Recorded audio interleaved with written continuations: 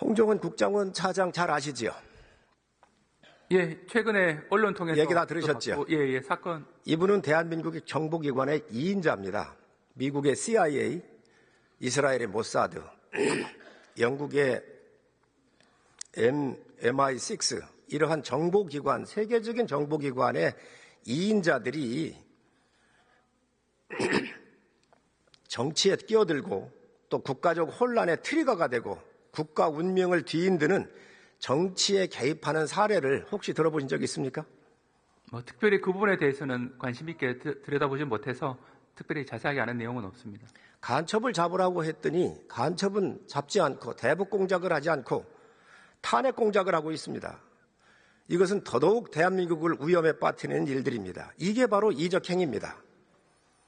이게 내란 탄핵의 핵심 중심에 홍정원 국정원 차장, 대한민국 국가정보원의 2인자가 있다고 하는 겁니다. 있을 수 없는 일입니다. 여기 들어가 보겠습니다.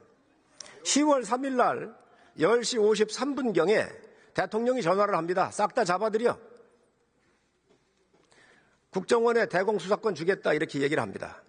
그런데 10월 6일 한겨레 인터뷰에서 싹 다 잡아들여. 그리고 대통령께서 잡아들일 정치인 명단을 준 것처럼 한겨레하고 인터뷰를 합니다. 이게 한겨레에 다 나갔습니다. 기억하시죠? 네. 자, 그리고 10월 6일 KBS하고 인터뷰를 합니다. 한겨레와 인터뷰했던 거 대통령이 싹 다 잡아들이라고 했는데 그 명단을 준 것은 대통령이 준 게 아니고 방첩사령관한테 받았다 이렇게 얘기를 합니다. 기억하십니까? 네네. 자, 이것만으로도 보더라도 지금 국정원 직원법은 어떤 게 있느냐? 17조에 의하면 비밀 누설 금지 조항이 있습니다. 위반했습니까? 안 했습니까? 그 부분 구속요건 해당성이라든지 위법성 조각 등등의 논란이 될 수 있는데 이 부분은 제가 구체적으로 말씀드리는 건 좀 한계는 있을 것 같습니다. 두 번째, 정치 관여 금지 조항이 국정원법에 있습니다. 21조입니다. 여기에 해당이 됩니까? 안 됩니까? 그 부분도 좀 추가 검토가 필요한 사안 같습니다. 차관님, 이렇게 엄중한 사건입니다. 대한민국이 지금 혼란에 빠져 있습니다. 그런데 이 탄핵 공작 핵심에 바로 대통령을 끌어들이고 하지도 않은 이야기를 함으로써 엄청난 혼란을 야기한 사람입니다. 무엇보다도 중요합니다. 그런데 왜 수사를 안 합니까? 왜 수사를 안 합니까?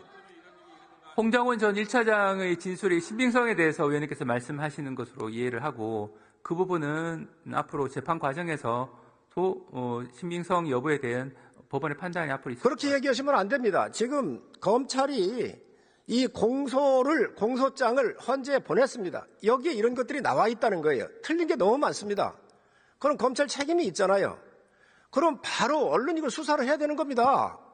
왜 안 하십니까? 그리고 이에 대한 증거로 메모를 내놨습니다. 알고 계시죠? 네네. 그 메모에 대해서 지금 논란이 엄청나게 큽니다. 먼저 대통령께서 이 명단을 적었는데 첫 번째 명단은 적다가 이걸 버렸다 그러잖아요. 그죠? 국에서 버렸다 그럽니다. 그래서 두 번째 자기가 기억을 복귀해서 적었다 그럽니다. 자, 그런데 이걸 복귀하고 누구한테 재작성 시켰느냐? 들으셨습니까? 네네. 누구한테 재작성 시켰습니까? 보좌관, 자기하고 같이 근무하는 그 직원 통해서 작성하게 했다라고 진술한 것으로 알고 있습니다. 이게 살생부입니다. 살생부를 보좌관한테 시키는 사람 보셨습니까? 상식에 맞습니까? 있을 수 없는 이야기입니다. 어떻게 정보의 2인자는 정보를 다루는 사람은 정보의 가치에서 중요합니다. 누구한테 받았는지, 언제 받았는지, 어디에서 받았는지, 무슨 내용을 받았는지 이게 가장 중요한 내용입니다. 그런데 이 내용에 대해서 이게 신빙성이 없고 지금 원본은 버렸다는 거예요. 보좌관을 시켰다는 거예요. 그러면 이보다 더 중요한 게 어디 있습니까? 지금 우리 법무부 차관이 검찰에서 이런 것부터 수사를 안 하면 도대체 어느 거를 수사를 한다는 말입니까? 어떻게 생각하십니까?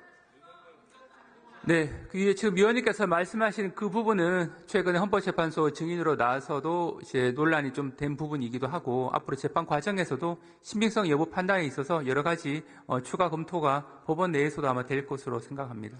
이 국정원 차장이 국정원장 공간 앞에서 받아 적었다 그랬어요. 국정원장 공간 앞에 CCTV가 있을 겁니다. 없겠습니까? 그 중요한 시설에? 빨리빨리 압수수색을 해야 될 거 아니에요. 이 메모를 빨리 입수해야 될 거 아니에요.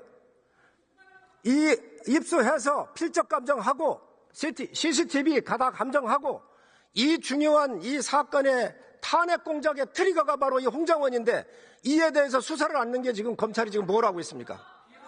응? 어떻게 생각하십니까? 네, 위원님께서 말씀하신 부분은 취지는 홍장원 전 1차장에 대한 수사를 촉구하시는 취지로 보이는데 일단 당의 그 수사팀에서 여러 가지 수사의 필요성 여부를 합리적으로 판단할 것으로 생각은 합니다.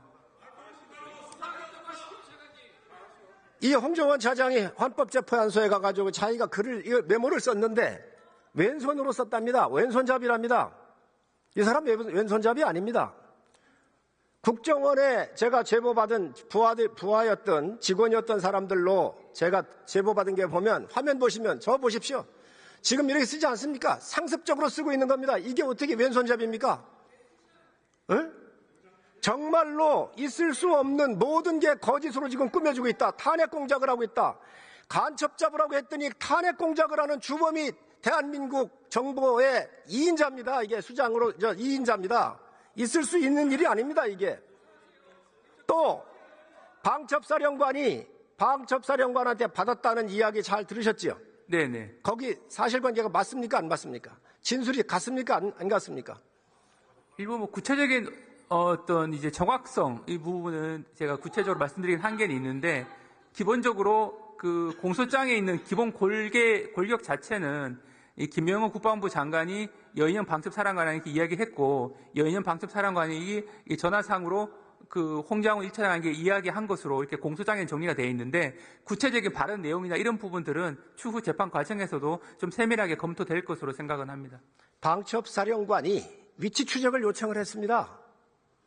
위치 추적을. 그런데 그 위치 추적해달라고 하는 걸 다음에 살생부로 이 사람이 둔갑을 시킨 겁니다. 살생부를 누구한테 받았느냐? 먼저는 대통령한테 받았다 그랬잖아요. 있을 수 없는 얘기입니다. 방첩사에 구금시설도 없습니다. 근데 구금시설 얘기를 했다고 그러잖아요. 너무도 또 체포조라고는 말을 썼습니다. 지금 이런 것들이 탄핵 심판에 영향을 주고 있는 거예요.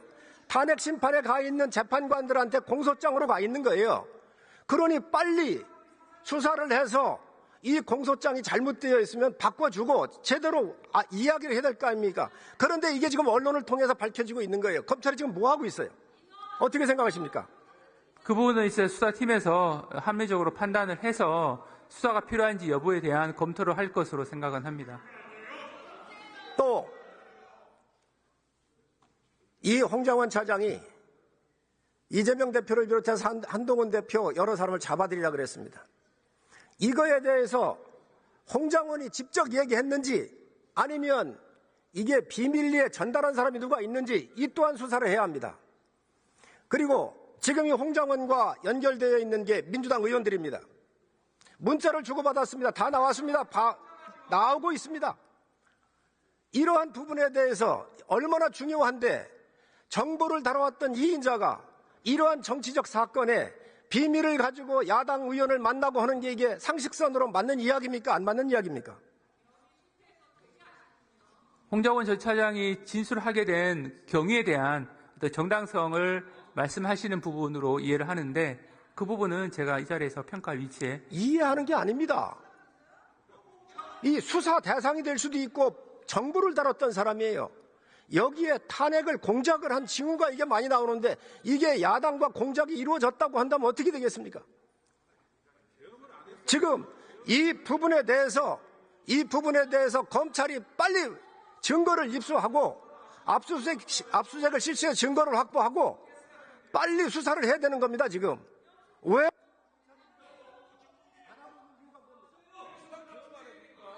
네, 앞에서 말씀드린 바와 같이 수사팀에서 이 부분은 합리적으로 판단할 사항으로 생각합니다.